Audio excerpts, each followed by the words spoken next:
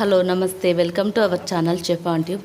ఈరోజు మనం దొడ్డ అటుకులు ఇంకా ఆలుగడ్డతో ఇలా మనం ఈవినింగ్ స్నాక్స్ కోసం పిల్లలకి నగ్గెట్స్ చేసి పెడితే చాలా ఇష్టంగా తింటారు. ఇది చాలా అంటే చాలా హెల్దీ.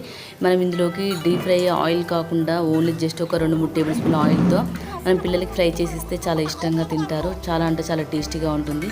మీరు కూడా ఒకసారి ఇలా ట్రై చేయండి, చాలా బాగుంటుంది. చాలా క్రిస్పీగా మంచి ఇట్లా కలర్ గోల్డెన్ కలర్లోకి ఫ్రై అయితే మన నగ్గెట్స్ అనేది చాలా టేస్టీగా ఉంటాయి.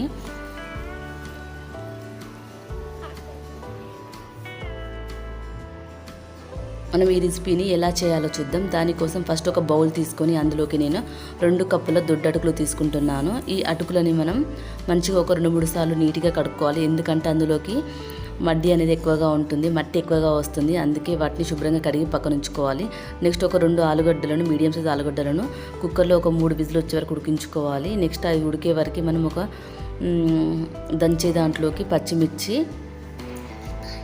అల్లం, వెల్లుల్లి వేసి కొంచెం ఉప్పు కూడా వేసి ఇలా కచ్చా పచ్చా దంచి పెట్టుకోవాలి. అప్పటి వరకు మనది ఆలుగడ్డ మంచిగా ఉడికి ఉంటుంది. ఇట్లా ఆలుగడ్డను పొట్టు తీసుకొని మన ఇంట్లో ఉన్న పీలర్తోని ఇలా మొత్తం కోకోనట్ పీలర్తోని ఇలా మొత్తం ఇలా తరుక్కోవాలి. ఇలా తరగడం వల్ల మనకు ఎలాంటి గడ్డలు లేకుండా మంచిగా నీట్గా ఉంటుంది.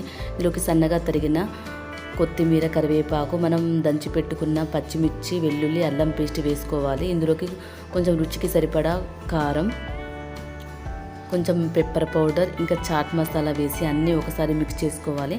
ఇందులోకి చాట్ మసాలా వేయడం వల్ల దీని టేస్ట్ అనేది చాలా అంటే చాలా బాగుంటుంది.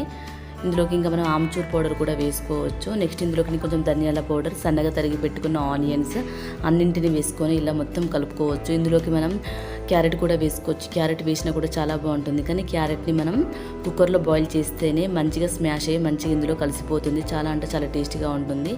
ఇలా మొత్తం అటుకులు, ఆలుగడ్డ, పచ్చిమిర్చి, వెల్లుల్లి, కారం, మసాలా అన్నీ కలిపేటట్టు మొత్తం కలుపుకోవాలి. కొంచెం మనకి ఏమైనా లూజ్ అనిపిస్తే ఇందులోకి ఒక 1 టేబుల్ స్పూన్ 2 టేబుల్ స్పూన్ల బియ్య పిండి వేసుకొని మొత్తం ఒకసారి ఇలా కలుపుకోవాలి. ఏమైనా కొంచెం గట్టిగా అనిపిస్తే కొంచెం మనం తడి కోసం కొన్ని వాటర్ వేసుకొని మొత్తం ఇలా పిండిలాగా కలిపి పెట్టుకోవాలి. ఇలా మొత్తం కలిపి పెట్టుకున్న దానిని పక్కన ఉంచుకొని నెక్స్ట్ చిన్న చిన్న ముద్దలాగా చేసుకోవాలి.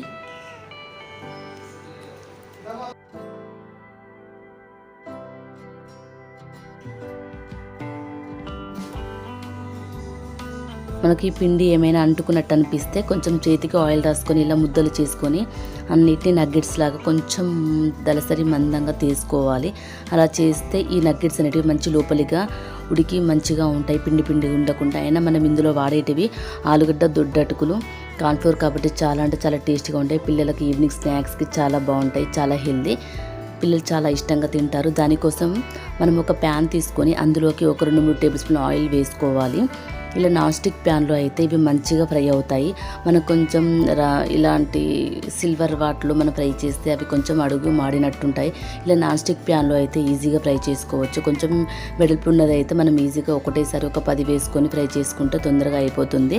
వీటన్నిటిని అటు ఇటు తిప్పుకుంటూ ఇలా ఫ్రై చేసుకోవాలి. Medium flame to high flame change చేసుకుంటూ ఈ నగ్గెట్స్ అన్నిటిని ఫ్రై చేసుకోవాలి. ఇలా మంచి కలర్ వచ్చే వరకు వేయించుకుంటే సరిపోతుంది. వీటిని మనం ఒక 2 సార్లు తిప్పేసుకుంటే చాలు, ఎక్కువ వీటిని అవసరం లేదు. ఒక సైడ్ కాలాక ఇంకొక సైడ్ కూడా తిప్పేసుకొని మొత్తం అన్నిటిని ఇలా క్రంచిగా ఫ్రై చేసుకుంటే చాలా బాగుంటాయి. మనకు పిండి పిండిగా అస్సలు ఉండవు. పిల్లలు చాలా అంటే చాలా ఇష్టంగా తింటారు. మనం ఈవినింగ్ స్నాక్స్లోకి ఇది చేసుకుంటే చాలా బాగుంటుంది. ఇందులోకి మనం సాస్ లేకపోతే ఇంకా పల్లీల చట్నీ కూడా వేసుకొని తినొచ్చు. ఈ వీడియో నచ్చితే లైక్, షేర్ అండ్ సబ్స్క్రైబ్.